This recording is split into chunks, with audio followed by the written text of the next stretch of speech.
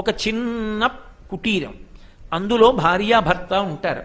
తెల్లవారిందని ఆయనకి తెలియదు. తెల్లవారిపోతోంది, ఇంకా బ్రాహ్మీ ముహూర్తం, ఈ సమయంలో మీరు సంధ్యావందనం చేసుకోవాలని ఆయన చెయ్యి పట్టుకుని తీసుకెళ్ళి కాస్త మృత్తికని అక్కడ పెట్టేది, అంటే మట్టి ముద్ద కాసి నీళ్లు పెడితే ఆయన శారీరకమైనటువంటి అవసరాన్ని తీర్చుకునేవాడు. మళ్ళీ పిలిస్తే వెళ్ళి చెయ్యి పట్టుకు తీసుకొచ్చి పర్ణశాల అరుగు మీద కూర్చోపెట్టి గోరువెచ్చటి నీటితో ఒళ్ళంతా స్నానం చేయించి ఒళ్ళు తుడిచి పొడిబట్ట కట్టి, ఇప్పుడు సంధ్యావందనానికి వేళ అయింది, సంధ్యావందనం చేసుకోండని పీట వేసి కూర్చోపెట్టి పూజాద్రవ్యాలన్నింటినీ సమకూర్చి హోమానికి వేళ్లయిందని హోమం చేయించి అరణ్యంలోకి వెళ్ళి సంబారాలన్నీ తీసుకొచ్చి దొరికినటువంటి ఆ నివార ధాన్యాన్ని తీసుకొచ్చి అన్నం వండి భర్తకి పెట్టి తాను ఏదో కొద్దిగా తిని నేల మీద పడుకొని భర్తకి పరిచర్య చేస్తుండేది. చాలా కాలం జరిగిపోయింది. ఒకనాడు ఆమె ఇలాగే అరణ్యంలోకి భర్తకి ఉపచారాలు తీసుకురావడం కోసమని వెళ్ళింది, ఆయన చేసుకోవలసిన హోమ సంబంధమైన ఉపకరణముల కొరకు. సూర్యభగవానుడి యొక్క కుమారులు మహాతేజోవంతులు, దేవవైద్యులు, అపారమైన అందగాళ్ళు ఆయన ఇద్దరు కుమారులు అశ్వినీ దేవతలు వచ్చారు అక్కడికి. వాళ్ళు ఈ పిల్లని చూసి, ఇంత అందగత్తెవి అరణ్యంలో తిరుగుతున్నావు, నువ్వెవరని అడిగారు. ఆవిడంది, నేను చ్యవన మహర్షి యొక్క భార్యని, మహాపతివ్రతని. కాబట్టి మీరు అశ్వినీ దేవతలు అంటున్నారు, మీకు నమస్కారం, నేను బయలుదేరుతానంది. వాళ్ళన్నారు, ఆవిడ్ని పరీక్షించడం కోసం ఇంత యవ్వనంలో ఉన్నావు, ఇంత అందగత్తెవి, వృద్ధుడు అంధుడు చ్యవనుడితో నువ్వు ఏమి సంసారం చేస్తావు? ఆ భర్తని విడిచిపెట్టి మాలో ఎవరినైనా ఎంచుకో, భార్యవి కమ్మన్నారు.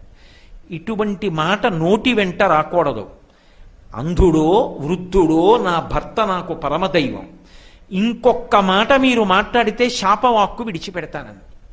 వెంటనే అశ్వినీ దేవతలు సంతోషించి ఆవిడ పాతివ్రత్యానికి అన్నారు, నిన్ను అనుగ్రహిస్తాం, నువ్వు నీ భర్త కలిసి సరోవరం దగ్గరికి రండి, నీ భర్తని ఈ సరోవరంలో దిగి స్నానం చెయ్యమను. నిండు యవ్వనంతో కంటి చూపుతో పైకొస్తాడు, కానీ ఒక పరీక్ష జరుగుతుంది, అందులో నువ్వు తట్టుకుంటేనే నీ భర్త నీకు అలా దక్కుతాడు. ఆమె అలా జరగాలని కోరుకోలేదు. అంధుడైనా భర్త కానీ భర్తకి చెప్పకుండా ఉండకూడదు, అది పతివ్రతా ధర్మం. అందుకని వెళ్ళి భర్తకి చెప్పింది. ఆయన అన్నాడు, ఏం పర్వాలేదు, పద, వాళ్ళు ఎక్కడున్నారో అక్కడికి వెడదాం. సరోవరం దగ్గరికి వెళ్ళారు. చ్యవన మహర్షి దిగారు, అశ్వినీ దేవతలు కూడా అందులోకి దిగారు. ముగ్గురు తల ముంచి మునక వేశారు, మునక వేసి పైకిలి తేలారు. ముగ్గురు ఒకే రకమైనటువంటి యవ్వనంతో ప్రకాశిస్తున్నటువంటి చ్యవన మహర్షులై నిలబడ్డారు. నిలబడన్నారు, నీ భర్త ఇదే యవ్వనంతో, ఇదే తేజస్సుతో, ఇదే ప్రకాశంతో నీకు లభిస్తాడు. ఎప్పుడు? నీవు మా ముగ్గురిలో అసలు చ్యవనుడెవరో తెలుసుకోగలిగితే కనిపెట్టు. బుద్ధి చేత కనిపెట్టడం సాధ్యమా? ముగ్గురు ఏకరూపంలో ప్రకాశిస్తున్నప్పుడు ఎలా? ఆవిడ ప్రతిరోజు జగదంబకి నమస్కారం చేసేది. ఆ పుణ్యం ఉంది కదూ, ఒకనాడు పెట్టిన నమస్కారం ఎక్కడికి పోతుంది? ఇప్పుడు ఆ తల్లినే తలుచుకుంది. నమ పద్మోద్భవే దేవి నమ శంకరవల్లభే విష్ణుప్రియే నమో లక్ష్మి వేదమాత సరస్వతి అని పిలిచింది. అమ్మా, వేదమాతవైన సరస్వతివైనా నువ్వే, విష్ణువు యొక్క ప్రియురాలవైన లక్ష్మివైనా నువ్వే. కాదు కాదు, నమ పద్మోద్భవే దేవి నమ శంకరవల్లభే, పద్మమునందు ఆవిర్భవించి పరమశివుని యొక్క ఇల్లాలైన పార్వతివైనా నువ్వే. మూడు మూర్తులుగా ఉన్న రూపం నీదే కదూ. గిర్దేవతేతి గరుడధ్వజ సుందరీతి శాకంభరీతి శశేఖర వల్లభేతి సృష్టి స్థితి ప్రళయ కైలుష సంస్థితాయై తస్మై నమస్త్రిభువనైక గురోస్తరుణ్యై అంటారు శంకర భగవత్పాదులు. అని స్తోత్రం చేసింది. స్తోత్రం చేస్తే వెంటనే అమ్మవారు ఆవిడ బుద్ధిలోకి ప్రవేశించింది. చ్యవనుడు ఇతను, వేలు పెట్టి చూపించు, బెంగపెట్టుకోకండి. ఆమె వెంటనే ఇది భగవతి కటాక్షం, ఈయనే చ్యవనుడు అంది. అశ్వినీ దేవతలు యథారూపాలు పొందేశారు. ఖచ్చితంగా గుర్తుపెట్టావమ్మా, నీ భర్త ఎవరో, ఈ యవ్వనంతోటే నీ భర్తని నీకు అనుగ్రహిస్తున్నావు. రెండు కళ్ళు దృష్టితోటి నిండు యవ్వనంతో నీకు భర్త లభించాడు. ఇప్పుడు చ్యవనుడికి యవ్వనం ఇచ్చారు. ఇప్పుడు నాకు చెప్పండి, ఆనాడు ఆ సుకన్యకి అంత పెద్ద సమస్య ఏర్పడినప్పుడు బుద్ధి ప్రచోదనం చేసి అనుగ్రహం నిలబెట్టుకోగలిగిన స్థితి ఎవరి వల్ల వచ్చింది? జగదంబ అనుగ్రహం. ఆవిడికి పెట్టిన నమస్కారం, ఆవిడికి చేసిన పూజ, ఆవిడ వాహనంతో తిరిగిన పుణ్యం ఉత్తినే పోతాయి అనుకోకండి. అవి ఎప్పుడో అప్పుడు జ్ఞాపకం పెట్టుకుని ఆవిడ రక్షించడానికి హేతువులుగా తీసుకుంటుంది.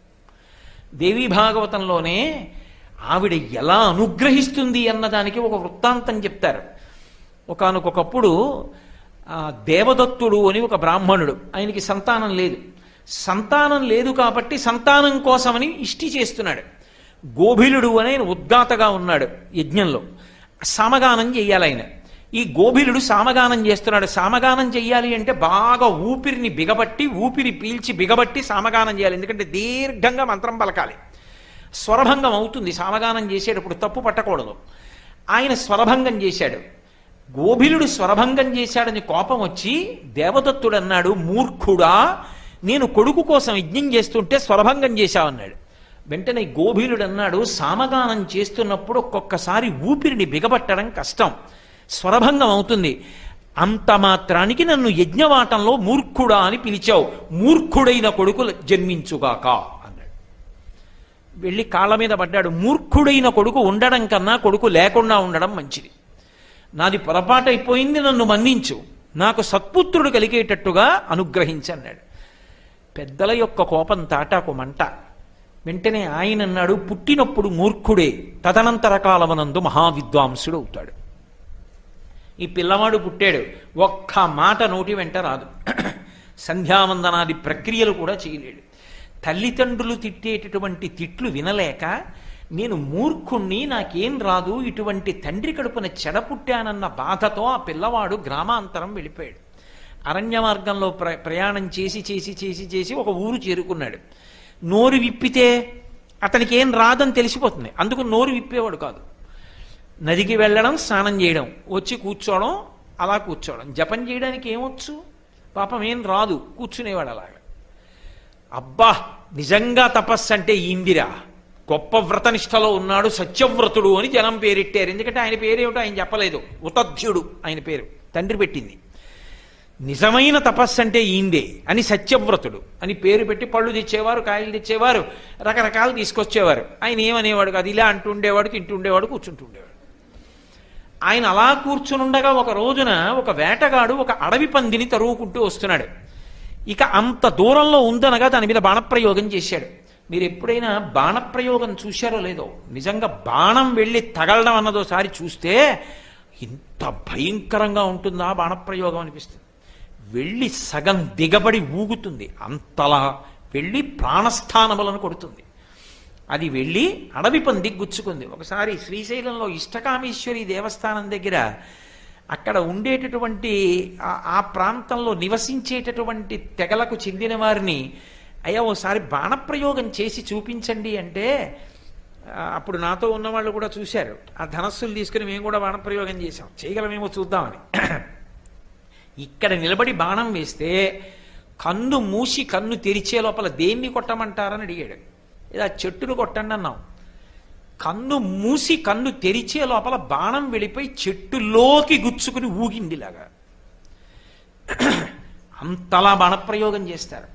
అది వెళ్ళి ఆ అడవి పంది యొక్క మర్మస్థానంలో దిగబడింది.